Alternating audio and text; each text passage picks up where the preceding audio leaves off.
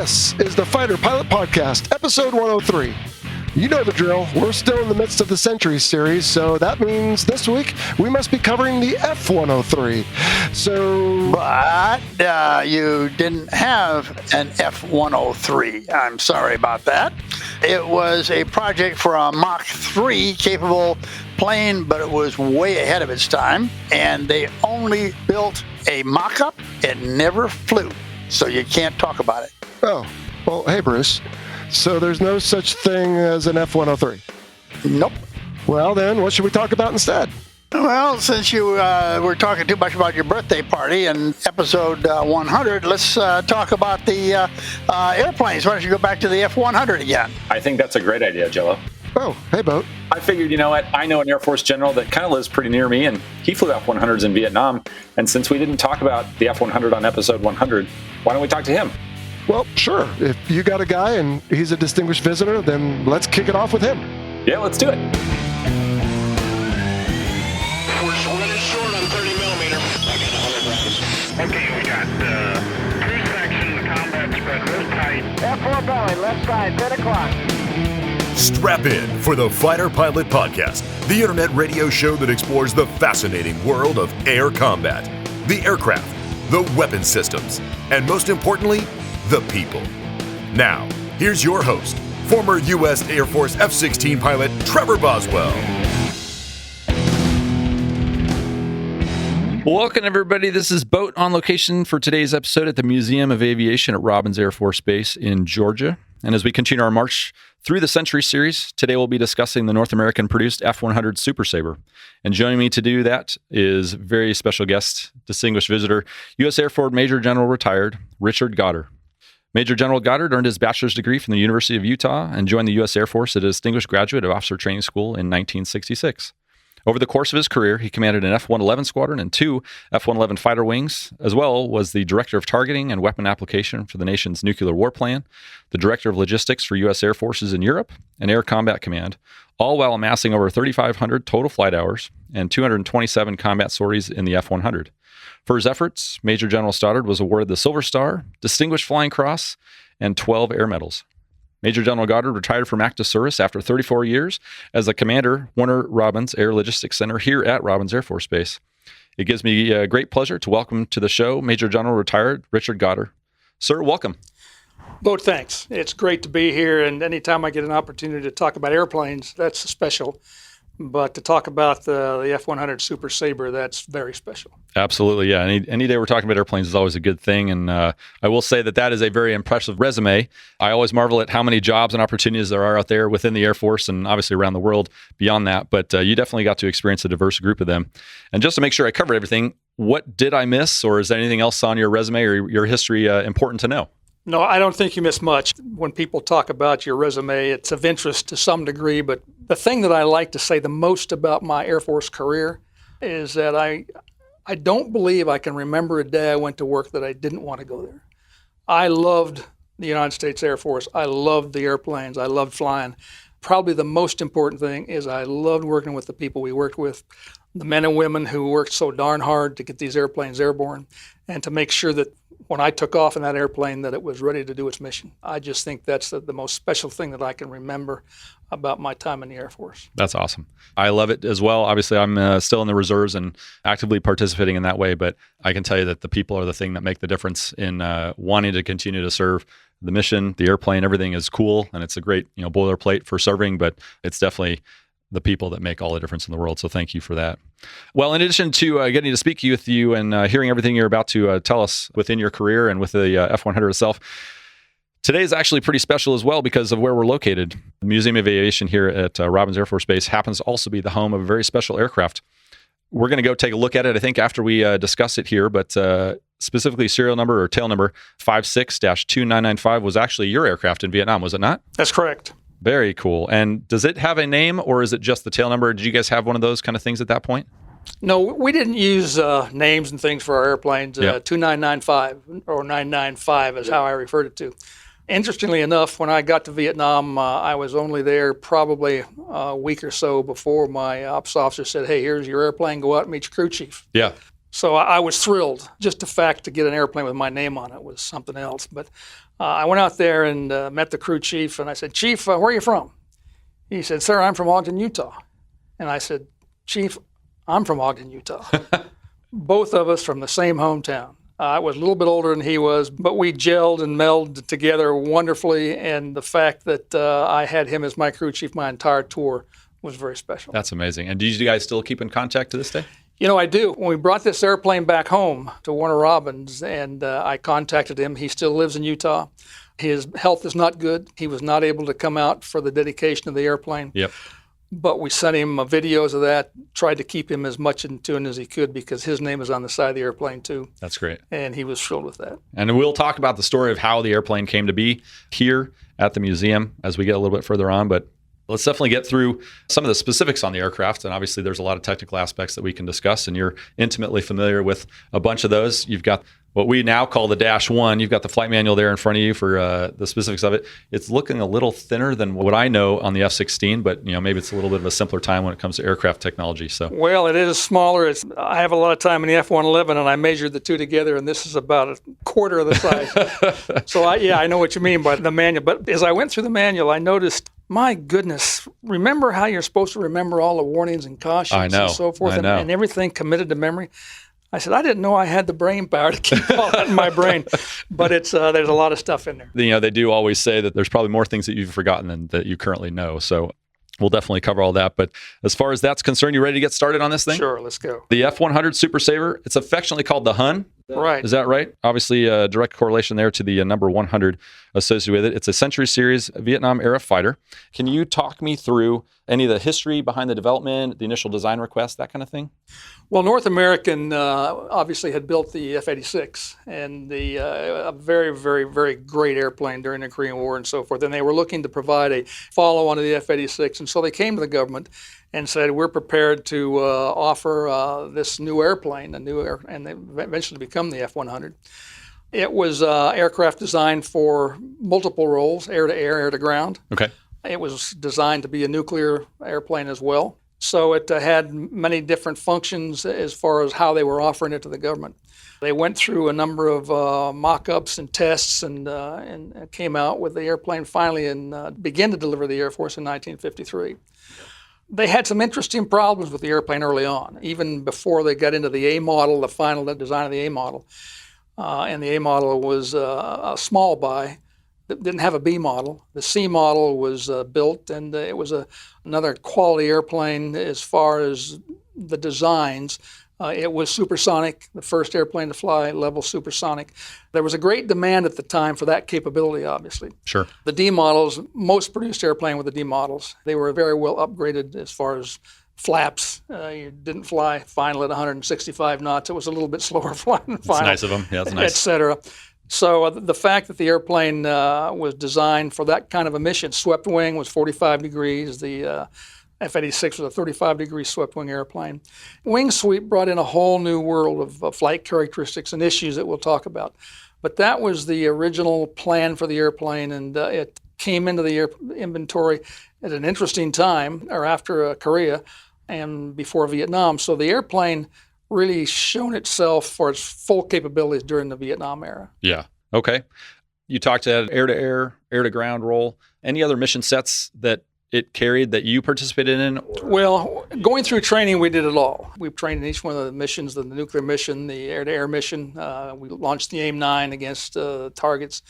I had a chance to do all that stuff. But the airplane, it had a good air-to-air capability. Okay. But it was, for its time, began to not be adequate compared to the F-4 and that sort of thing. So as far as air-to-air, the airplane did have one kill in Vietnam, but the Air Force never credited for that kill because they couldn't substantiate it, apparently. Sounds like a touchy subject. Yeah, slightly. I wasn't the driver, but touchy subject. But it did have a good air-to-air capability. It had a ranging sight, and the sight was good for air-to-air. Did a lot of that during training.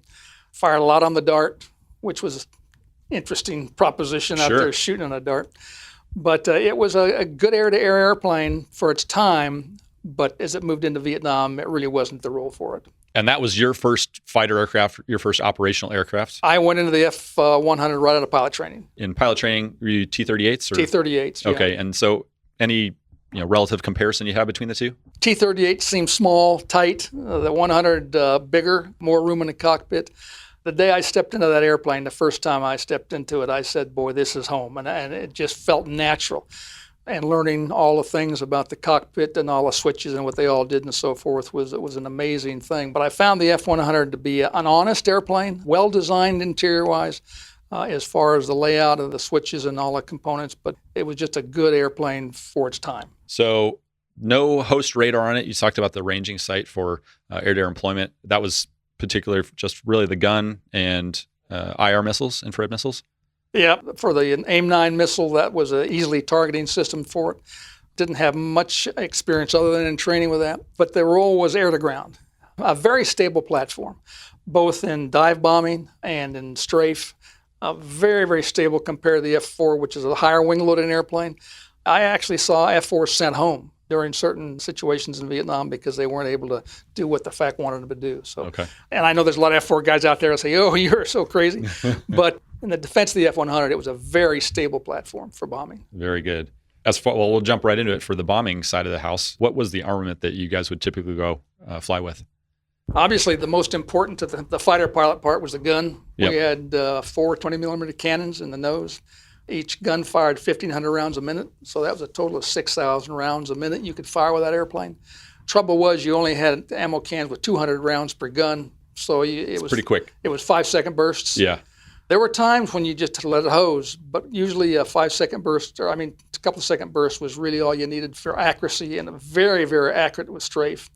And those 20-millimeter shells, when they hit the ground, they were exploding shells, and they were very, very impactful. I mean, they looked good when they hit. It's all about looking good. You knew you were getting something.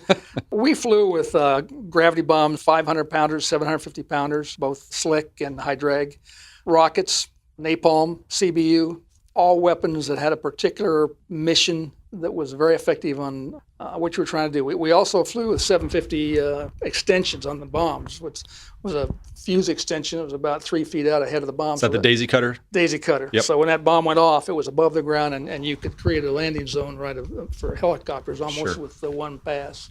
And as far as where those were located on the airplanes, were those primarily under the wings, or did you guys carry everything under the wings? Everything under the wings, and then a single centerline fuel tank external? Didn't carry centerline fuel. External Okay. fuel tanks on the wings. Refueling capability. One of our listeners asked about what it was like to do it. It obviously could do it, but what was your experience with that? It was a good airplane for refueling. The different kinds of airplanes, different ways. If you drogue airplanes, you fly up and you kind of poke it in and get your gas that way. If you're using the crew chief the refueling guy, if he's up there poking out there, you got to fly up there and fly off the lights, the flight director system lights. underneath the airplane. Yeah. When you're probing drogue, you just fly up, use those lights as you're coming in, and then you got to just watch that and then plug it into the drogue. Now, the challenge about that is once you got into it, you had to lift it up a little bit and bend the hose. Yep. And so you weren't always pulling on it. It was a challenge for some. I didn't find it to be a totally problem. At nighttime became a little bit more of an issue just because of how dark it was. But not a bad plane to fly on a boom, except you did find time when you didn't have enough power. You would find yourself almost being pulled a little bit, and that's when you'd ask the tanker to do a toboggan, which meant he'd just kick it over, kick off the autopilot, start down, and once you started down, you had enough additional power there to keep on the boom. And so we did that sometimes, not always. It depended on what altitude we were and what load we were carrying. Yeah, that was my next question. What altitudes were you primarily starting to refuel at? We were above 20,000. Okay. Yeah. And you talked about the toboggan maneuver. Did aerial fueling change over the course of the war, or at least during your portion of the time within it? Not really. The tankers, they were great. They did a great job of being where they needed to be, when they needed to be. If you were coming out and you needed gas bad, they'd find you. I give it a great credit to the guys that flew the tankers over there, because more than one guy got home because they were willing to do some extraordinary stuff to pick you up. For us, that would be coming back from Laos, because those are the furthest missions we flew. Yeah. And we had to go refuel going in. And every once in a while, because of circumstances, you may have to tap coming home. William Wallace, one of our listeners, had asked about where they were typically located, the tankers, in relation to the target areas. Are they all behind the safe line, if you will? Yeah, they were always above, in the south, Okay. above 20,000 feet. So they were a pretty safe area. Very good. Do you know how far usually from the target sets that would put you guys? Well, from Tuiwa into Mugia Pass, and that was the real problem area because that's where the trucks were coming down the pass and into Laos and so forth. So from Tuiwa to Mugia Pass, it's about 400 miles, Oh, wow. nautical miles. So we would tap onto those guys about a couple hundred miles out. And so from the tanker on in, it was a couple hundred miles. A little bit of a hike, I guess. Yep. Yeah. Switching gears, talking more some variants and whatnot. So you flew which variants of the F-100? The D model. The D model. And the F model. And the F model to follow on that. Did you do any of the reconnaissance versions or any of that? No. Didn't know anything about them. No? Okay. That was where I was going with that one. Good. So then let's go into the D model. Anything unique or specific about the D model that's drastically different from the F, or should we ask maybe the reverse direction of that question? Let's start from the A model. Okay. Yeah. The A model had a smaller tail, and they began to find the flight characteristics needed to be worked on so that the changes were a much larger tail, about 27% increase in the size of the tail. Oh, wow. The wings were extended out. Each wing was extended out a couple of feet. Okay. So that dealt keenly with the flight characteristic problems. That didn't do away with them, but it helped modify them. Sure. The D model had leading edge slats and flaps, which gave it a much better capability in low speeds and so forth. There are issues that we'll get into with a couple of things about the airplane that were critical to be aware of as you flew it. Yeah. But the D model was an honest airplane, but it was an airplane that would lead you down a very bad path if you weren't careful. Sure. And it could be unpredictable. I know when I went through pilot training, I flew T-38s, still the A model. Nothing really has changed in the, what now, probably 60 plus years, Right. 70 years that those things have been in existence. Coming around that final turn, if you got a little bit slow approaching a stall, you get the elephant feet on the wings is the way they describe it there, as it's looking to grasp at whatever air it possibly can. Similar kind of concepts for the Sabre? Well, the Sabre had major flight characteristic issue. In the final turn, if you see that you're overshooting and you try to load it up, that's critical. Doesn't like that. Oh, it's got an adverse yaw problem and a roll coupling problem that if you abuse that, it's serious. And I can tell you a few people in Vietnam in the final turn did not survive because they overloaded the airplane. And it's a rudder airplane. You fly the airplane with rudder. Now, in the T-38, you hardly touch the damn rudders, you know? In the F-100, it was all rudders. You could turn it with rudders. The problem with the adverse yaw problem is you try to roll that airplane in and tighten it up a little bit in those big ailerons, and all of a sudden you have a yaw problem where the aircraft swaps to the other direction and at the same time pitches up. And if you're low to the ground and slow, and that leads into the Sabre dance, but if you're slow and down the ground, and you cannot abuse that airplane. You got to get out of it, let it go, do whatever you have to do, but do not keep that roll going because it'll take you out. And we'll just jump right into it because obviously a lot of people have been asking. I think I got 3 or 4 different questions on it and maybe a little bit of a nuance between each of them. But generally speaking, did you ever experience it yourself? No, I didn't. I experienced adverse yaw for sure and a little roll coupling for sure. Okay. But never what happened in the Sabre dance. Well, let me explain a little bit about the flight controls first of all. Sure. The flight control system is hydraulically actuated but mechanically operated. For the stick is connected to actuation rods, which go out to a hydraulic valve, which then actuates the ailerons and the rudder. Yep. And so the pilot doesn't feel any loads from that system. There's no feedback as far as what that surface is doing out there. So the aircraft has artificial bungees, which give you artificial feel, and that's common. Yeah. You couldn't really feel sometimes exactly what was going on because of that. It was called irreversible. Sure. All that really means is there's a hydraulic valve out there between the stick and either the ailerons or the rudder. So as you're flying the aircraft, and let's go right into the Sabre dance because that's an accident that should have never happened. Clearly it shouldn't have happened for a couple of reasons. But during the pre-flight, the pilot did not note that the torque link on the nose gear was loose. All right. Or the pin was loose. And so in the air, that pin came out. And the flight was from the plant, George Air Force Base, was like a 10-minute flight or something like that, just a short Pretty quick. flight. Yeah. This was a delivery pilot. That was his job, delivering airplanes. He went through the pre-flight as normal but didn't catch that thing. So now he's airborne, and they're going into George.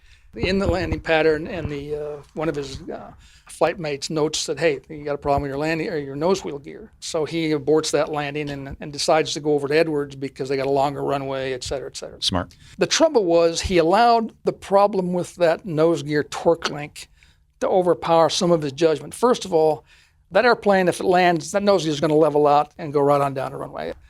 Was that pin just for nose wheel steering, essentially? Yeah. The nose wheel might rotate a little, but when it hits the it's ground... free castering, just that's like right. World War II aircraft. That's right. So the likelihood of having a problem with that was very small, but that was one of the things that got him into the situation he got into. I see. The interesting thing is at Edwards, they were just finishing up with some filming of some other aircraft at Edwards, and they did a lot of filming out there, obviously. And they heard they had an airplane coming in with an emergency, and so they swung their cameras around and thought, well, what the hell, we'll just go ahead and take some pictures. And so as he came in on his approach, they had foamed the runway, and the foam on the runway was not at the approach, right at the approach end, but partway down the runway. All right. For some reason in his mind, he felt he had to land at least where the foam was. His approach was set up to land at a normal landing spot on the runway, and as he gets down to that point, he begins to think, I'm not going to make the foam. So instead of giving it a little bit of juice, he pulls the nose up a little bit, and what happens is you pull that nose up, or just kind of rotate a little bit with a swept-wing airplane, the wingtips begin to stall first. Sure. As the wingtips begin to stall, the center of lift or the center of pressure, two different things actually, but it moves forward and causes a pitch up. And so he got into that situation where he had gotten too slow, the nose was going up. He tried to counter it with aileron, not with rudder, but and as he rolled the airplane, that's where this adverse yaw kicks in. And so we watched the airplane doing this, just back and forth. At some moment in time, he decides to go to afterburner, hits the afterburner, and what does that do? That kicks more nose up. And so now he is basically lost. Yeah. There's nowhere to go. He's fighting it back and forth, trying to use ailerons to correct it as it swings back and swings forth. He tried to use power to fly out of it. There was no way to fly out of it. And finally, he lost it and hit the ground. So it's characteristics of adverse yaw, the characteristics of roll coupling, all those things came into play. And when those wingtips begin to stall, and like I said, as the wingtips stall and the aircraft and the center of lift or the center of pressure both move forward, that causes the nose to come up. And as the aircraft begin to waver, and he tried to correct it with aileron, there was no recovery. Yeah, it's kind of a lost cause at that point. Victor DeSanto, one of our listeners, asked if was that something that would really only happen on approach, or is that something that you could have? It could happen at higher airspeeds for sure. But the thing about roll coupling, it's kind of like if you think of a dumbbell with heavy ends at both ends, that's what the fuselage would be like, heavy at one end and heavy at the other, with in the middle not so much. And as you start to get roll coupling coming in, it all of a sudden can flip the aircraft almost sideways. Oh, wow. Completely sideways. And at high speeds, that could be disastrous, and it was disastrous.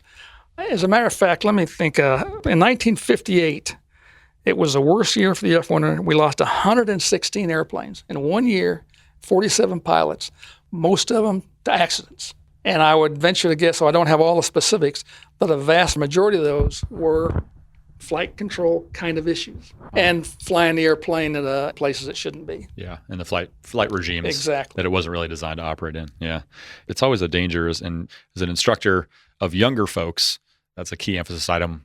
Would you say that was primarily a younger, less experienced pilot's issue, or was it kind of widespread across the age of experience? I think younger pilots that haven't had a chance to understand all the intricacies of the airplane. Sure. And I would say that a lot of the senior guys also didn't understand it. Now, when I started flying the airplane, we had a history of accidents and what caused them, why they happened. As I started flying the 100 at Luke, I never met a single instructor or anybody else who had even a remotely bad thing to say about the airplane. They just wanted you to know about the airplane. And this is how the airplane will take you into bad places. And so I think the airplane was a problem for younger folks, but at the same time, they just didn't have the amount of data on how to fly this airplane. That it was a rudder airplane. Who flies with rudders today? I know I don't think did, other than maybe T-37s going through spin training. Coordinated flight was something that we learned in training. Yeah. But modern airplanes are not rudder airplanes. The 100 was a rudder airplane. And I think definitely, obviously, as you move into the jet age, the rudder becomes less and less of a factor, especially these days with digital flight controls and flight computers and that kind of thing. So it's definitely a callback to a simpler time of flying, but also potentially a more dangerous type of flying as well. There were things that were added. Dampers. We had a autopilot in the airplane, but it never worked for me. As a matter of fact, it was disconnected. Okay. But we did have pitch and roll dampers, and so that did help with some of the issues that were early on. Again, it's learning the characteristics of an airplane in an era that was still pretty new. You talked about that 1 year and the high rate of accidents and whatnot. Was that throughout the lifespan of the aircraft? Was it a pretty common thing to have happen? Was that, would you say, like the predominance of issues with it in terms of safety? Lost a lot of airplanes. There were 2,292 airplanes built. During its operational life, we lost 889 of those airplanes. That's a lot of airplanes. That's 889 airplanes and 324 pilots. One is too many, but that's obviously a very distinctly large number relative to all the other ones that are out there. In Vietnam, we lost 242 Sabres. 186 of them were shot down. The rest of them were to silly things, stupid things. Yeah. My roommate in Vietnam hit a tree. Oh, no. I mean, those kind of things. He brought the airplane back with parts of the tree still in with the wing. Some branches and extra. There was a story about an F-100 pilot doing an aileron over a ship out in the water and hit the water. I'll tell you, coming home, it was an exhilarating time after a mission. You'd just been shot at and hit or missed, but you were coming home and you like to flash it. And so the Navy guys got a lot of F-100s showing their skin. Yeah. It was a different flying time than we experienced today, and I'd say we were a bit loose. I can tell you that there's some rules that are written these days that specifically forbid those types of actions on any sort of mission, frankly, but specifically after combat missions, definitely. Well, let's fast forward then from the D model to the F and talk about the Wild Weasel mission. Were you familiar at all with that? I never flew any of the Weasel missions, and they were pretty much over when I got to Vietnam. The Misties were fully active, but the 100 as a Weasel was pretty well done, as far as I know, because I didn't get involved with it and didn't know much about it. That's fair. Yeah, that's fair. Any nuclear capability for you guys at that point? Yeah, it was fully nuclear. It sat nuclear alert in Europe, and it had a number of years was in that. And we trained in that role. The labs maneuver, you familiar with that one? Is that the low altitude toss? It's a toss. Yep. You just come in high speed at low altitude, pull the nose up, and get to a release altitude, let it go and fly right back the way, and off that bomb goes. Run away, dive to the deck. You get out of Dodge. Yeah, that's right. Hide behind some mountains, hopefully, or something. I've seen the targets. I've never practiced it in an F-16, and we've talked about it on the show before about, the switch is in there and it's capable of doing it. It's just we never trained to it anymore. So was that something you trained to? We did it once, I think, in training just to try it. Yeah. I've done it a lot in the 111, but the 100, it was there, and it was part of the mission platform for Europe, for sure. Yeah. But we didn't train in it. That's fair. I don't know how people could do that. I mean, it sounds fun to do the maneuver, but the actual delivery and everything, that's a whole other level of discussion, I guess. Well, it's pretty precise. You had to hold a specific angle of attack, and you had to hold that angle of attack. Had to keep your airspeed had to be up, obviously, when you started that thing. Yeah. And you had to keep that thing going exactly the right time, and for the release. And when you hit your release altitude, pickle that off and run away bravely, as we like to say. Let's see. We covered some missiles. We covered the bombs. Did you guys do any leaflet missions or anything of that nature? We did Christmas cards. Now, this is interesting. I had a lady that came into the airplane here in the museum after we were getting ready to put it on display. And on the front of the airplane, a big orange letter says Kong Killer. Okay. That was the name of the airplane when I got it, and we made it bigger when we had it repainted. Very good. And she was uncomfortable with the name Kong Killer. She said, don't you think that shouldn't be on there in the museum? Isn't that offensive to children and so forth? I said, ma'am, what did you think we dropped out of here, Hallmark cards? And she walked away. But in fact, we did drop Hallmark cards. There you go. We'd load the speed brake bay with the cards, and each one of the wings or the squadrons had responsibility for a certain Army outpost somewhere up on a mountaintop, and they were the ones that we'd always fly over and waggle our wings and say hello when we could. But at Christmas time, we'd load the thing up with Christmas cards and go over there and drop the Christmas cards on the outposts up there. So that was the only thing we ever dropped that was exciting. That's a pretty cool story. I did not know that was a thing. That's great. Yeah, it's a little boost of morale out there. It was. One particular time, this is the Christmas of '68, they'd put up some new antennas that we weren't familiar with. Oh. A couple of us almost bought it with antennas that were a little higher than we thought they were. But we got the cards delivered. Didn't chum the maps for you. No. Well, let's, we've covered obviously the U.S. flew the F-100. Any other countries that you know of? Denmark, I think France, Turkey, Taiwan, those guys all flew it. Okay. To different levels of capability, I'm sure, but it was part of the NATO countries. Did you ever fly with them, with any of the other countries flying it or anything? No, I didn't. No. I did have an experience when I was in Europe many, many years later. I flew into a base in Turkey, Chile. The general officer met me at the airplane. He had flown a 100.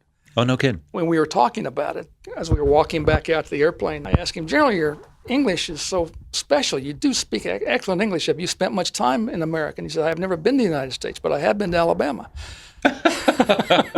and then he said, a joke. That's good. So at least I knew one Turkish guy that did fly the F-100. And the Turks are extremely competent military folks. And that's very good. Yeah. It obviously flew in Vietnam, as we've discussed. How long a career or lifespan did it have in operational service? Do you know?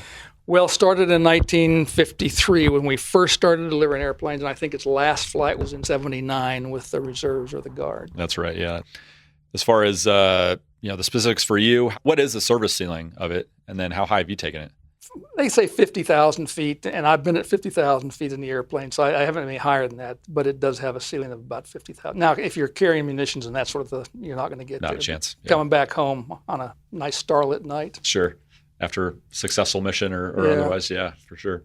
Speed-wise, what kind of speeds are we talking? Well, it obviously was supersonic, straight and level, which was its first big thing.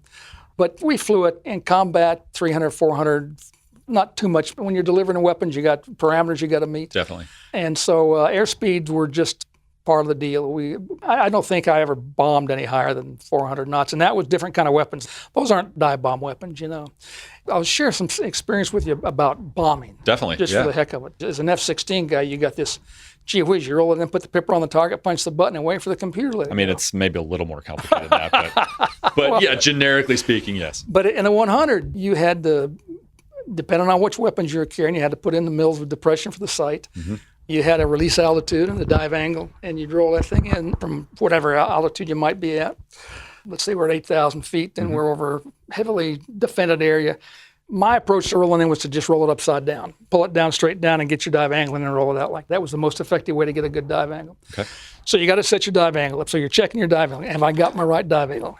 Am I 2 degrees steep? You got to have it on the dive angle. As you're coming down the slope, you got to look at your drift. Am I drifting the proper? I'm looking at my pipper because we're always going to have some drift generally. How about my airspeed? Is my airspeed locked on? Am I 2 knots fast? Am I 5 knots fast? Am I 6 knots slow?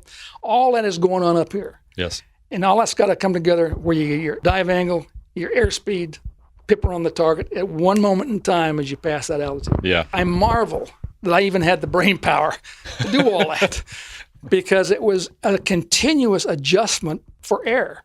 Okay, I'm a little steep, so what do I got to do? Or I'm a little hot. And all of those things entered into whether you got a good bomb or not. And if I'm not going to put a good bomb on it, then why the hell am I here? Absolutely. So it was a continuous effort of calculation. I will say, looking back, we did have the ability to go manual bombing, as we would call it, to press reticles and setting the mills in there and everything else to do what you were basically forced to do as the only option for dropping bombs, minus just hopefully just point at a thing and dropping the bomb. But there is something to be said for the simplicity of what you're talking about as to what we had to look through a HUD, where we did have a lot of the computer doing the compensating for us in terms of winds and the drift, like you talked about. There's always ways to make the simplest things in the world more complicated with the guise of making it more simple. Yeah. So I can fully appreciate how much of a challenge that is. And I was never shot at while I was doing any of this stuff. It was all in training. You had the disadvantage of people purposely trying to not let you do that, or at least not let you do it as well as you would have liked. So right into that, were you ever shot at, or did you have any of that type of experience? Oh yeah, I was shot at and hit, and shot at a lot and missed. The most dangerous weapon, I think, for us anywhere in South Vietnam was small arms. Definitely. And quad-mounted 50 caliber guns were brutal. I took a couple of rounds in the tail one time and a couple of rounds in a drop tank. Very good. That's the most serious thing I had, and that was 50 cal type stuff. Mm-hmm. The stuff that was also extremely dangerous up north was 27, 37 millimeter, 80 millimeters. But those guns, you could see it coming. The Flak cannon kind of yeah, style? it was like a red golf ball. Okay. You could see it leave the ground. And as it's coming up, it's going very slow because it's coming straight at you. And so you don't see a whole lot of acceleration until it goes by. And it goes by supersonic, Sure. and hopefully above your head or well below you. Yeah. It was the small arms kind of stuff. Again, quad 50. Now, they had tracer rounds, and especially up in Laos. So you could see that stuff coming. But when they fired, I remember one time pulling off a target and I pull a hard left turn and all of a sudden look up and I can see nothing but tracer rounds going by. Oh, wow. Tracer round, every 7th round is a tracer round. So you're not seeing them all. So you're not seeing them all. If I hadn't just decided, okay, it's got to be this way, then I'd have flown right into it. It's pretty hectic stuff. And it's interesting about combat in those terms. When you're there, there's no nervousness. There's no worry. I mean, I'm never worried about getting hit. All I'm worried about is getting the doggone bombs on the target. Yeah. And if you're going after guns, and because of the way the guns operated, we always flew in a flight of 4 up there in Laos. And Mugia Pass was the heart of it all. It went into a little town called Chapone. Chapone looked like the moon. It had been bombed so much. Oh, wow. But in the pass, and the guns would be mounted up along the karst and the mountainsides and so forth. The ridges and the higher Yeah, points. they were all up there. And so they, not easy to get. We would obviously operate in a wheel. We try to set up on these missions, if we were going after guns, to set up on a mission so that you had multiple different kind of weapons aboard. Lead would usually carry slick 750s because he was going to roll in first. And he was going after the target that we were trying to get to. Okay. And if the gunners were getting ready to shoot, they weren't going to shoot him. They were going to sight on him.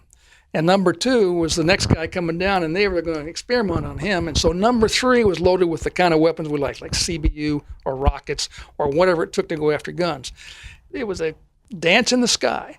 You could see like flash bulbs going off all over the place, and that was small arms generally, or obviously. But you never got nervous about that.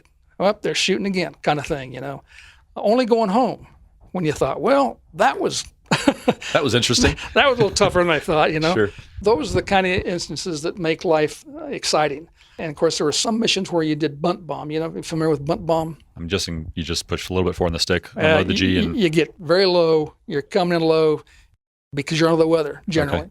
You've got your reticle depressed, and as you fly and hit a certain point, you push over, nose that thing over, and then you release the bomb and then fly out of it. Okay. That's low altitude bombing, and that was tough. That was in not a good area for ground fire and so forth. So you didn't do that unless you absolutely had to. And we never did that in Laos. The guns and so forth up there were too many. It was very well defended. Yeah, exactly. What was your normal ingress, egress altitude for your missions? Below 15,000, somewhere in that range? Below 15,000. Yeah. Predominantly like low altitude, or would you say that medium 10 to 15,000? Going into Laos, always above 10, 15,000 feet, yeah. You wanted to stay up there until you got made it up with your FAC. Okay. And he gave you, we had different altitudes that we wanted to fly at, and we always knew pretty much what the big guns would do as far as what altitudes they were most going to be effective at and so forth. So we tried to avoid those altitudes as much as possible, and we kept moving. I remember one of the guys I flew with, I'd been there about 7 months, and he had just come over. This is on a strafe run. He was a hardened old major. He knew everything about flying, and I saw him rolling in on a target, and he rolled that airplane out, flattened it out, he used the power back, and I could just see him tracking like that. So you don't shoot like that. You don't survive by just rolling out and tracking. Taking your time. That's right. Yeah. So it was always moving, always keeping out of trouble, but never had any concerns about the mission until you got out of there. Switching from air to ground to air, did you have any air-to-air engagements that you were part of at all? Not in Vietnam at all. The only time I did air-to-air was in training, shooting on the dart. And you talked, that was kind of an interesting experience. What was kind of your experience Well, with that? I found that I actually did pretty good on the dart until one day I came in a little hot and found my closure rate was just way, way farther than it should have been. The dart was good exercise, good training, but it didn't really teach you air-to-air. It taught you how to lock on and shoot. But as far as maneuver and so forth, there wasn't a lot of that's that. not really the point of it. It's really more just aiming. Exactly. And making sure you understand how to do that. Exactly. Was that at Luke? As a Luke, yeah. I've seen the remnants of your successes out there in the training ranges. If anybody's interested in going and taking a drive through the desert for, I don't know how many miles, but it's definitely a long way out there. There's lots of silver and metal pieces of remnants of dart. Yeah, you wanted to hit the dart, but you didn't want to shoot it off. That's right. Yeah. You'd ruin it for everybody else. I know my dad flew A6s in the Navy, and they would talk about the missions where they'd go, and obviously they don't have any forward-firing guns on that aircraft, but talking about in training and whatnot, they'd shoot the dart off, and then that's the only dart they had, so everybody gets to go home, and everybody's upset at you. You're buying the beer or something. Well, very good. So you talked about obviously being very experienced in the aircraft and the number of combat missions you had. Looking back at your time in the aircraft, what are some of the things that you wish, hey, maybe we could fix this here? If you had an unlimited pot of money, what would you have said would have been a nice thing to add to? That's an interesting question, because I don't have a single thing that I didn't love about that airplane. I loved its characteristics. I knew what it would do, and I was honorable to it. Maybe a little bit more power. Sure. But when you lit that afterburner on the ground, it was just dumping raw fuel back in that thing, and off you'd go. When you were fully loaded, it took a lot of runway to get it up. So You could say, gee whiz, that G57. But it was of the time. That's what it had. So I don't think there's anything I would have changed. Maybe carry more ammo. 200 rounds in the gun is not a lot. When I look at the Gatling gun and what it can do and so forth, unbelievable advancements and such. Definitely. Skipping back a little bit, did it have a radar warning receiver of any type on there? It had ROS gear. And it felt pretty comfortable with its accuracy? Yeah, we didn't get a lot. I wasn't flying over the north. We flew into the north sometimes, but we weren't supposed to. But it was just along the border near the Ho Chi Minh Trail and so forth. But I think it was good. I never had anybody shooting at me with it, so I said, okay, I'll take it. Not that you're aware of anyway. No. Very good. All right. Ignorance is bliss at points, right? All right. Very good. What was your favorite feature then, I guess, going from the negative to the positive? What was the thing you liked the most about it? I liked the way it looked. It was a sexy-looking aircraft. It was just, for its time, it was a sexy-looking airplane. When I was young, years ago, I think I was about 8 years old, and there was a fella that was a captain in the Air Force. His name was Dick Mitchell, and Dick Mitchell was a skier. He was an Olympic skier, as a matter of fact, and he was also captain in the Air Force. And in Utah, skiing is everything. I kind of tracked him because I was young, but he was a flyer and so forth. I was skiing one day in our local ski area up above Ogden, Utah, and the ski lift runs along the top of a ridge, and the ski area is down below. And I saw an F-100 circling around out there, and I said, it was a fighter. I couldn't tell at the time. And I saw watched him come around, and all of a sudden he got really low and started flying right up the hill. And I was in the chairlift looking down at him, and I could see the pilot as he roared by. And I thought, that's what I want to do. That's the only thing I want to do. And that pretty much set the stage for my joining the Air Force and flying airplanes. And I would have been devastated if I didn't get the F-100. Was the Air Force always your goal, or did you ever consider the Navy or Marines, I guess? I applied to both programs. I applied to the Navy program and the Air Force program just because it was a time when my number was not one that would probably come up real quickly in my draft number. Yeah. But I was just graduated from college, and I said, I'm going to Vietnam. If I'm going to go, I want to go flying. And so I applied to the Navy and the Air Force. The Navy balked a little bit. Playing football in high school, I had an injured back. So the Navy wanted to ask a question about that. The Air Force didn't care. That seems like a trend with anybody we've spoken to about getting into one or the other services. It's kind of whichever one's going to take me first in a way. So that's the way it was. That makes sense. A lot of people, at least these days, say the Air Force has better golf courses and that kind of thing. So I can appreciate it. Yeah, I think they do. Well, very good. So now with all of your flight experience, specifically in the F-100, and obviously you've got some F-111 stories after that, within the F-100 timeframe, do you have any stories that you think are worthy of our listeners to hear that are extremely harrowing or exciting, or anything that just you look back on with fond memory or terrified memory, whichever way you want to take it? I'll tell you one story. We were in Laos. We had finished bombing, and the FAC was taking some pretty heavy fire from the North Vietnamese side of the border. And so we said, well, we're going to take care of that. And so instead of going in there, we had no ordnance left. We had all of our guns were full. So we just would roll in about where we thought they were and just let it go. Fill the air with bullets. And as I'm pulling off the target, as I always do, check my engines and so forth, and all of a sudden look down and my oil pressure has gone to zero. Oh, no. And I am on the border of North Vietnam and Laos, and I got nowhere to go, and my oil pressure is now down to zero. And that's when the sweat began. Definitely. And I pulled the airplane up as much as I could. I hit the afterburner because it didn't matter, and off we're going, And I told the rest of the guys, I said, hey, I'm heading out of here. I'm going toward Thailand, I think. And, stick with me. I don't know whether we're going to make it or not. And number 3 was a friend of mine He said, well, don't bail out, don't bail out. And I said, well, I'm going to stick with it as long as he can. Well, I want to get back there and take pictures. And when he said that, I almost laughed, you know. And all of a sudden, the heat was gone. Take picture? Well, he must not think this is very serious. And luckily, it was just a cannon plug that had come loose, and it was just the gauge was disconnected. I had oil pressure and everything. Didn't know it, and so into Laos we went and landed and had a great night that night at the party. But that was one of the times when I was really nervous for a little while. Yeah, it's definitely a scary one. Because when you're over Laos, if you can eject, there's safe areas, quote safe areas, and Sure. Of course we were just trying to get back to Thailand. But it's a very unfriendly environment in Laos. In North Vietnam, they'd take you prisoner. Definitely. In Laos, they did. It was kind of scary. And that's only the scary part, I think, of my tour. I'd say after, 227 combat missions, that's pretty good if that's kind of the scariest moment that you've kind of experienced. Well, like I said, you were never scared in the middle of the fight. It never occurred to you that you might get killed. It just didn't. How much did you think about it in between or leading up to a mission at all? Not at all. Not at all? No. It was always going home when all of a sudden you said, you know, that was tough today. That was close. Yeah. You think back to a couple of your friends that didn't make it home and why they didn't. And I had a good friend that went down at night. It was in Laos. He was rolled in on the target and fact said, great hit, 2. Well, that was 2. Oh, no. 2 hit the ground. Yeah. And nobody knows. Did he take ground fire? Did he just lose awareness? What happened? So you think back on those things, I guess, and we lost more than a few. It's one of those things that wears on you maybe at night sometime, but never in the saddle. When you're in the cockpit, it's business as usual. Good thing about the training, they kind of take away all the rest of the thought, if you will, but focus on the mission. So that's great. Well, switching gears, talking about your aircraft that's sitting here in the museum today, and we'll go take a look at that here in a little bit. But what was kind of the genesis of that story and how that aircraft ended up getting here? As you know, you grow a great affinity for your special airplane. Definitely. If it's got your name on it, it's special. For sure. And that airplane, it brought me home when maybe it shouldn't have. I mean, I will admit right here, I abused it.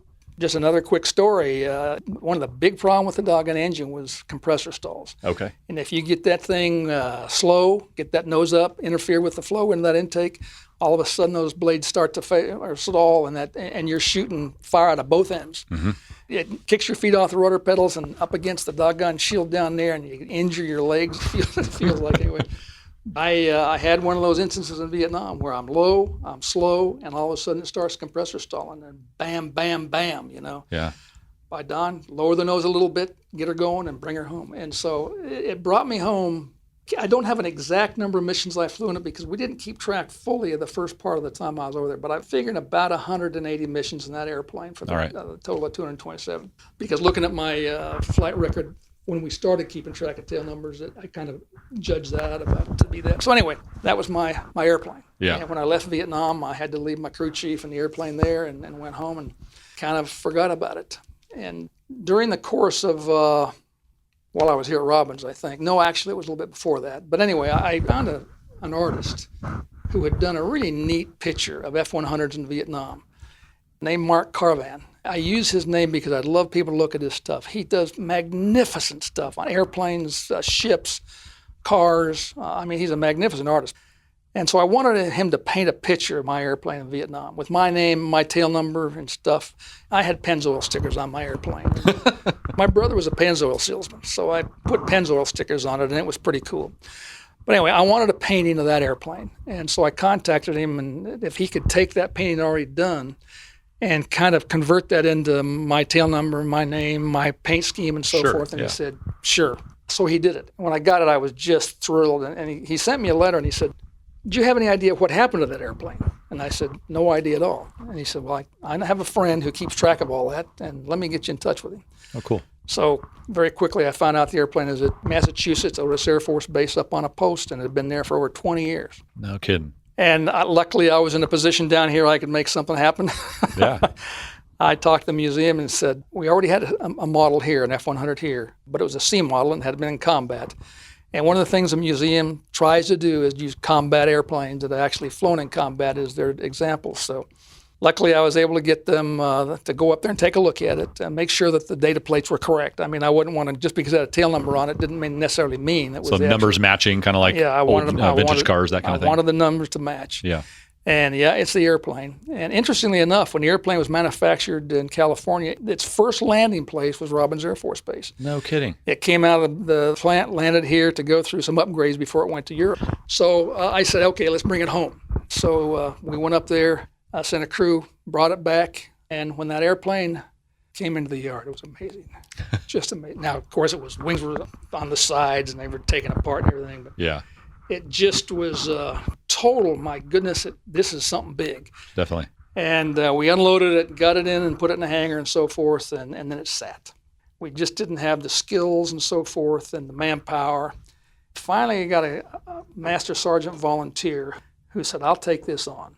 So he spent many more hours than I did, but I worked for almost 7 years on that airplane once we got it here to put it back into shape. And it's now sitting on the floor. That's a beautiful airplane.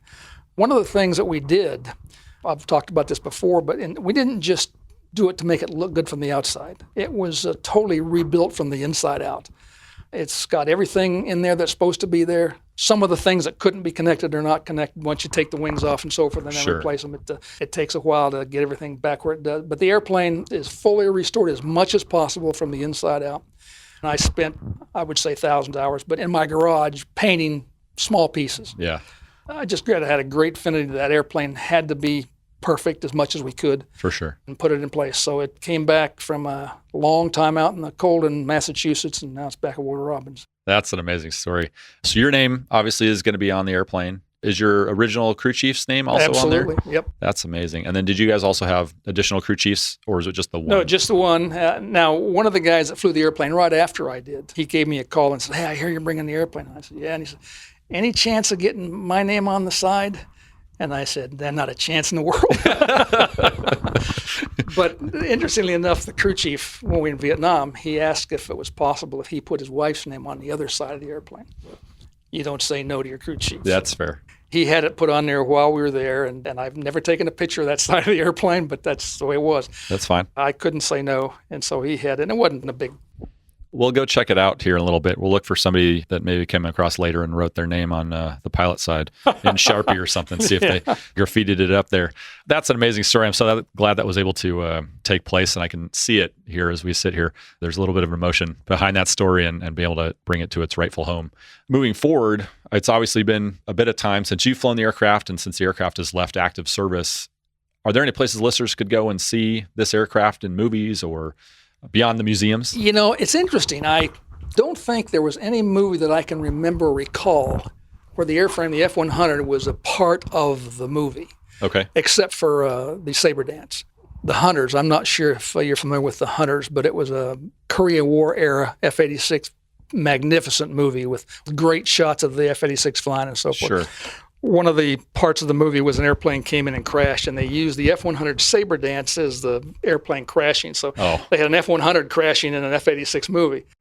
They also had this similar problem. They used it in another movie called, I think it might have been Red Flag, where they just used that footage as an F-15 crashing. Oh. But those are the only things I can think of where the F-100 was the focus point of the movie. The focus point.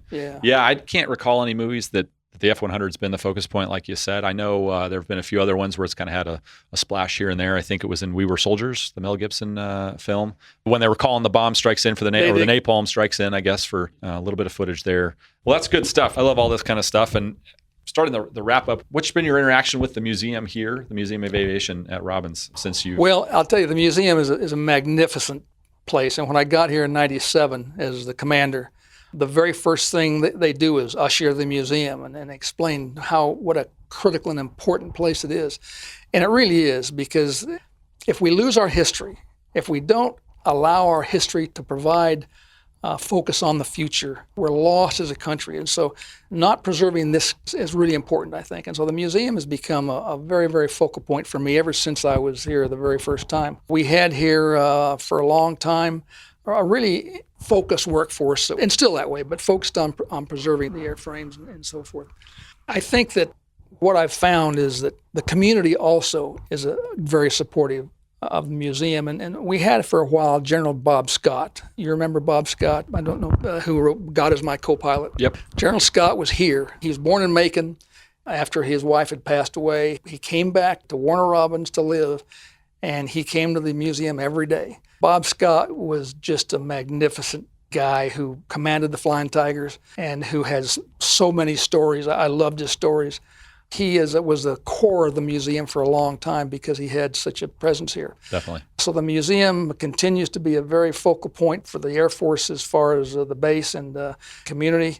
I think keeping it alive is vital, and that we need to grow. It's always a challenge because there's not a funding source. The military doesn't fund all this very well. Yeah. Speaking with Arthur, who's the curator of the museum, before we started the interview, he was saying typically there's about a 600,000 person visitorship that comes in on a yearly basis. And obviously with COVID and everything that's kind of done to change how we as a society, world, populace, whatever you want to call it, operate, that's definitely taken some damage and hits and stuff. And I'm going to speak with Aaron, another member of the staff here, after we get done recording with you, sir, but kind of hopefully do what we can to provide them a little bit of support and advertisement that way to get more visitorship as much as possible, and then other ways to volunteer or donate so that we can keep this history alive. Because like you said, it is a vital part of our society and our legacy, making sure that we learn from the past and advance continuing that way. Let me tell you just one story about General Scott and the museum. When I was a commander here, I entertained some Chinese Communist Air Force generals that were here in the United States to go around and look at the way we maintained and sustained airplanes. And so these were very, I say old, they were probably in their 60s, maybe 70s, maybe they were older than that, because they were showing their age. But anyway. Well experienced. They were experienced. And there was 4 of them that were here to just tour the base. And so one of the things I asked was, why don't we hold a reception for them at the Museum of Aviation and let them come over and just kind of see the museum? And at the last minute, I thought, I invite General Scott. And so before General Scott showed up, I was standing there with these old communist generals, stiff as a board, not drinking anything, and trying to discuss or talk. And it's next to impossible. Sure. But we were trying to do our best. And so as General Scott walked in the room, I, through the interpreter, had him explain to them who he was, that he flew with the Chinese Flying Tigers in China at the time of World War II. And these guys just all of a sudden opened up. Their faces changed. They went over and they hugged the general, and they started drinking. Oh, wow. So the reaction that I saw between this guy who fought in World War II and these old generals who were part of the Chinese effort as well and fought the Japanese, all the walls came down. And the rest of the night was a thrill to see here in the museum, and the Chinese got stoned. But they had a great time. That's great. So the museum has its ways of helping in many other facets as well. That's really good. Yeah, no, I fully appreciate the history and the heritage that these types of organizations provide, and learning lessons and opportunities for the younger generations. I say that as if I'm 1,000 years old, but I'm now realizing that age is a constantly increasing thing, and trying to instill the lessons of the past through visual history and a little more tactile interaction as opposed to just a computer or a TV screen is definitely an important piece. And just from driving in and parking, you've got a B-1, you've got all these amazing aircraft. Instant you walk in the door, right there in your face, it's a hugely impressive experience, and I can't wait to see the rest of it here shortly. Well, sir, I definitely want to be respectful of your time. We've been talking for a little bit over an hour here, but I have appreciated every second and the time that it took to make this happen. We've been at this for a couple months trying to get this all squared away, and COVID and the holidays and everything else. But I appreciate everything you've had to share with us today and all the amazing things that I was able to take away from this. And I know the listeners are going to be thrilled to hear about the F-100 and all the things that you've said. Is there anything else that we may have missed, or anything else that you want to impress upon the listeners about the aircraft before we head out the door? I don't think so, Bo. I think we had a great time here. I've appreciated and enjoyed our time together. I think that anybody who has a love for a prospective aspect of the military, but airplanes specifically, let that dream take hold and let your kids dream. My dad was a pilot in World War II, a civilian pilot as a trainer. He kind of fostered that dream. But I think that as I look at now our Air Force today, and I was watching a movie the other day about women fighter pilots, these young ladies who dreamed. And that's what's so fantastic about our military is it can take dreams and make them reality and make us better. Definitely. And I think that's where we are today. Absolutely. I think our leadership is focusing on making us better in all the right ways. We've been through some tough times. We're going to go through more tough times. Budgets are always going to be a problem. Always. Spare parts are always going to be a problem. Always. It's just one of those things that's alive. But this has been a fun time for me, and I appreciate the opportunity. Well, thank you very much, sir. I do appreciate that again. And the last question that we like to ask our guests is a call sign. Do you have one? I didn't see one in the bio, but do you have one? And if it's appropriate for public consumption, what might that be? Call signs, when I was in Vietnam, we didn't have individual call signs. We had nicknames. Okay. I mean, if a guy's last name was Rhodes, he was always going to be Dusty or Muddy or something like that. Sure. But we really didn't have individual call signs that I was familiar with. And the first call sign I ever was tagged with was Tiger 1. And that was when I was the commander of a flying squadron. It was the Tiger Squadron. And then when I was a commander at Cannon Air Force Base, I was Cannon 1. So those are the only times I've ever really had a nickname or a call sign, which we did never use in the air. Some services, all the services, certainly Air Force and the Navy, a lot of different nicknames floating around. But I didn't have anything that was attached to me. No, that's totally fair. Yeah, there are certain pockets within each of the services that do it. And typically, it looks like the Air Force fighter and the Navy fighter and Marine fighters communities are the ones that maybe are the owners of that typically. And then it is a generational thing. I think it was probably more like the 80s and later that it seems like that kind of became the norm. So no harm, no foul. But sir, I do appreciate everything. And we'll wrap this up here at this point. I want to thank you again for everything that you've shared with us today and your taking of the time to not only drive down here. I know you live a few hours away, just to go over this amazing aircraft, the stories that you had to share with us, and everything that you did, your 34 years of service to our nation. I do appreciate that, and I know the listeners can appreciate that from all the rest of the guests that we've had on there. It definitely shows with the passion and the stories and everything else that I can see in your face, but then the words that you spoke today. So thank you again for all of that. For the listeners out there, I'm going to jump off here, go over to the aircraft with the General, and then I'll jump back online with Aaron from here at the museum, and we'll talk about a little bit more about the museum and a few other things here. But for me and General Goddard, thank you again, sir, and we'll be signing off at this point. Thanks so much. Thanks, Boat. I appreciate it. All right, nice job, Boat. General Goddard sounds like an amazing man, and that's a great place to go do an interview. So nice work. Hey, thanks so much. He is actually incredible. After we jumped out of the interview and went and got to take a look at the airplane and all the stories he had, and he literally let me sit in the aircraft and was walking me through ground procedures and switches and symbology and stuff that he'd see in the aircraft. It was impressive. It was awesome. Oh, I bet. Well, I had an amazing day there as well, way back when we did the B-17 episode with the gentleman there and had a chance to look around. So, anyway, also we have our Century Series hero, Bruce Gordon, here with us. Nice to have you back, Bruce. What did you think of the General? I was amazed. He was a very good speaker. Okay. And I've got a couple of things he said that I'd like to emphasize. He said the F-100 had compressor stalls. Boy, he was right. And it also had adverse yaw that would really water your eyes. I mean, it was sort of like you had a trained lion there that was awfully powerful, but if you didn't treat him right, he'd bite your head off. My goodness. Did you know the General? Did you ever fly with him or in similar unit? No, I didn't. I'm sorry. Okay, no problem. He would have been a great man to know, yes. Oh, gosh, yes. Well, he is still a great man to know, it sounds like, according to Boat. Absolutely. And maybe I'll get a chance to meet him. But yeah, you were saying at the end of episode 102 that you flew over 100 missions in the Hun, as it's called, over Vietnam. What do you think of his characterization of the platform, but also the mission over Vietnam? Well, yeah, he was great. He loved the F-100. And with your permission, I'm going to try to tell one story, fighter pilot story, of how we used the F-100 in combat. Please do. That's why we keep bringing you back. Okay. So we were scrambled out in the middle of the night from Phan Rang, and we went out west toward where the Mekong runs into Laos. There was a cloud layer, not too bad a cloud layer. We went under the cloud layer and found a forward air controller, a FAC. And he was using a starlight scope where he could see in very low light. It wasn't really infrared. He was looking at real vision. And he had found 3 They were like World War II infantry landing craft. Like Higgins boats. Yeah. He described them where they were. And I had flares and napalm, and my wingman had 500-pound bombs. So I went in first, flying over it and taking caution note of the winds so that my flares would go in the right place.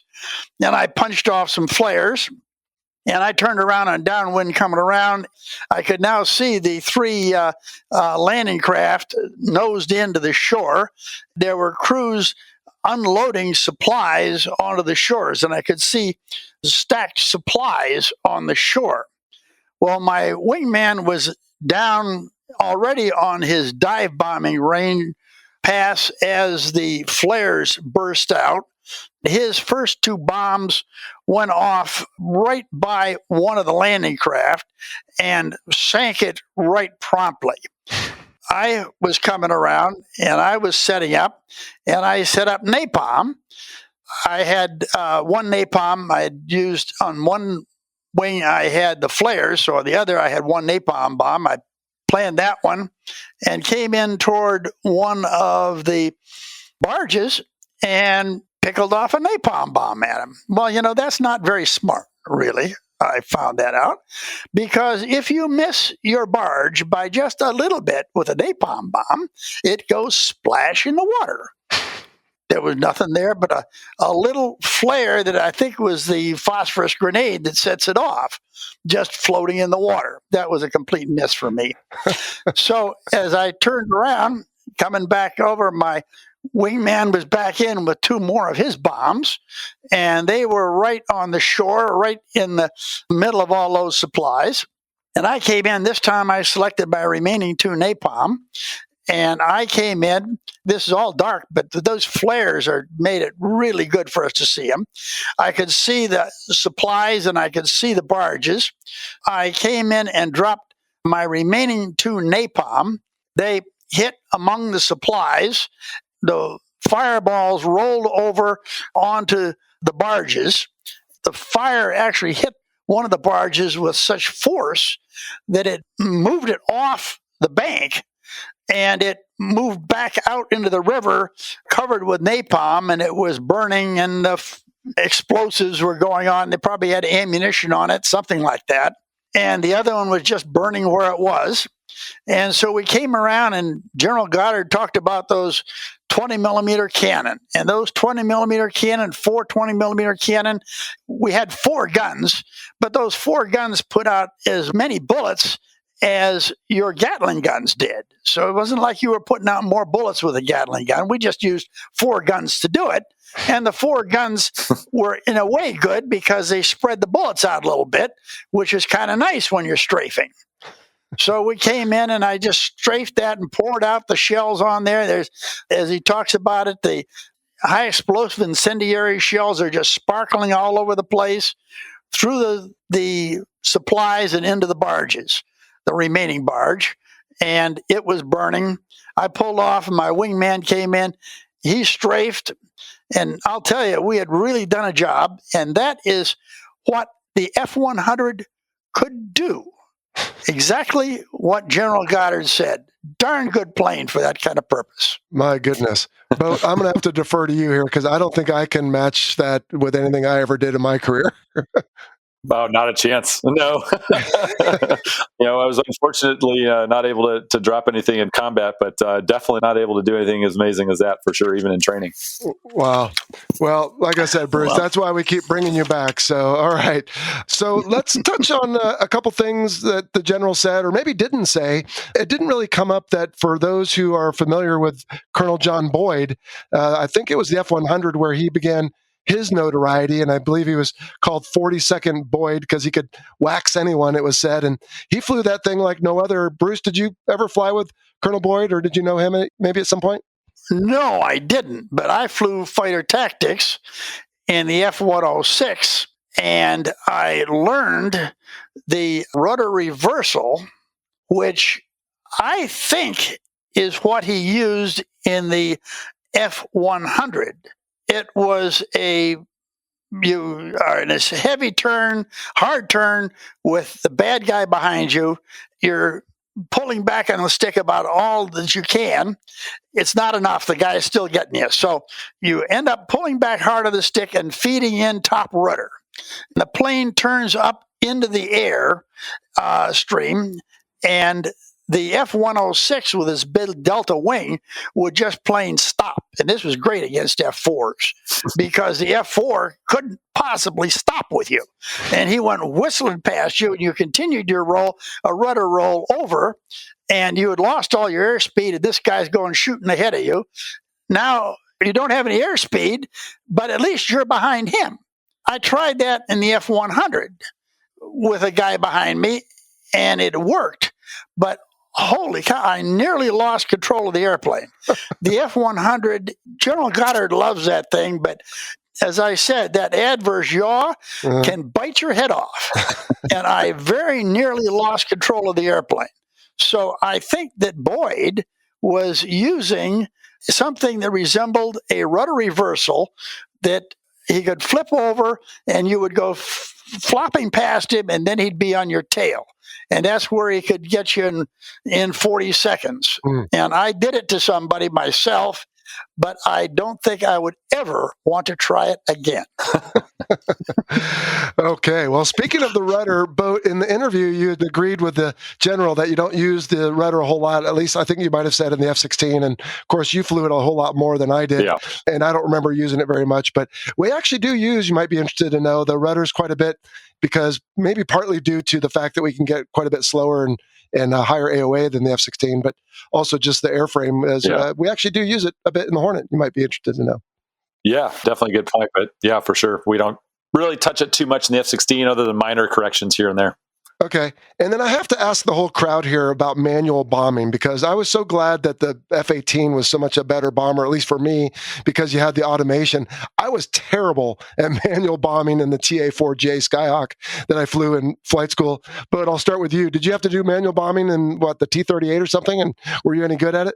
Well, fortunately or unfortunately, depending on what direction you want to look at it from, I went from T-38As in pilot training, where we didn't do any bombing. You were just focusing on basic flying, to T-38Cs, which is very similar to an F-16 setup when it comes to electronic HUD and a flight path marker and those indications. And so we didn't really have manual bombing per se in the T-38, and we have it as a backup mode in the F-16, but we had a lot more digital type of stuff. So I never really practiced it in anything more than just theory, for lack of a better way to describe it. Right. Well, we had a manual backup in the F-18 also, but we never used it. Bruce, the attacks you described earlier, were those all, I presume, manual bombing? You figured out what your altitude and dive angle was, and you dialed something into your reticle? Yes. And really, it's fortunate when we ever hit anything. The idea that you're going to know the altitude above the target, first of all, because it's hilly country, and it's in a range, it's all measured for you. So you don't know where this guy is on the hill within, hundreds or thousands of feet, what his altitude is. They say what the wind is at the altitude. You don't know what the wind is at the altitude. There's nothing to tell you that. So you don't know what the wind is. You come in there and you're supposed to put your pipper on this thing and get your dive angle and your airspeed right at the same time. Now, in the F-100, we found that the best thing to do to hit them was to get close. And the F-100 could get close. And that was one of its greatest advantages. We got close and we could hit something. Well, you hit things with 750-pound bombs now. Boat, I don't know about your experience, but in the Navy, we don't have those anymore. We have the Mark 82, 83, 84, which is 500,000, 2,000. But I've never seen a 750. Did you guys have that when you flew Vipers? No, I heard they existed, but we never had them. Okay. Well, we used them extensively in a 750-pound bomb. If you were close, you could feel the shock wave from it yourself. And always bothered me because there might be shrapnel mixed with that. Yeah. Oh, I would think so. Yeah, that's never good. You don't want to feel your own bombs if you can help it. All right. Well, golly, Boat, you were there and you had an amazing experience, but anything else in re-listening to the episode that we should cover today? Yeah, no, I did re-listen to it and just brought a lot of memories back, and all of them were great. The museum folks were amazing in helping set everything up and facilitating getting to meet General Goddard, then letting me tour the facility after the interview was over, giving us unfettered access to his aircraft, which in all honesty, was absolutely insane to think that he was able to facilitate getting an aircraft off of a stick in front of a base into a museum, and in the meantime rebuilding it almost from the ground up to make it museum quality was just absolutely incredible. And the stories and clearly the love that you can hear in his voice from the time that I had with him was just amazing. So I will always be grateful for that experience and everything else that I've been able to do as a part of the show. Yeah, we appreciate it for sure, because that would have been a much farther trip for me to get out there and do that, but he was close to you, so that was good. Definitely. All right, Bruce, what else do we need to know about the F-100? You got it pretty well there. All right. Well, then, thank you both. That was a lot of fun. And I guess we can begin to wrap this up. Now, since we kicked off with the interview, we'll just go ahead and save any announcements and listener questions for next week. But we do want to thank our new Patreon strike lead, Maddie Alanin, and we have a new mission commander, Gabriel Lopez. As you know, the views expressed in this presentation are the personal views of the hosts and our guest, and do not necessarily represent the position of the Department of Defense or its components. So, Boat, great job with the interview, my friend. I do declare you are, as we would say in the military flying world, safe for solo on this whole podcasting thing. Good job. Thank you so much. I'm excited to show the listeners what I've got and what the future holds. Excellent. All right. And Bruce, always a pleasure having you on the show, sir. You care to join us on Valentine's Day for a look at the F-104 Starfighter? I'd love to. Excellent. Well, we'll see you in about 10 days. For all you listeners out there, thanks so much. Take care of yourselves. Be good to everyone. And we'll see you here next time on the Fighter Pilot Podcast. So long. You've been listening to the Fighter Pilot Podcast, brought to you by BVR Productions. Got a question for the show? Email us at questions@fighterpilotpodcast.com or leave a message on our listener line at 877-MACH-101. That's 877-622-4101. Be sure to follow us on your favorite social media platform and check out our website, fighterpilotpodcast.com. For exclusive content and to help support the show, check out our Patreon page. Thanks for listening.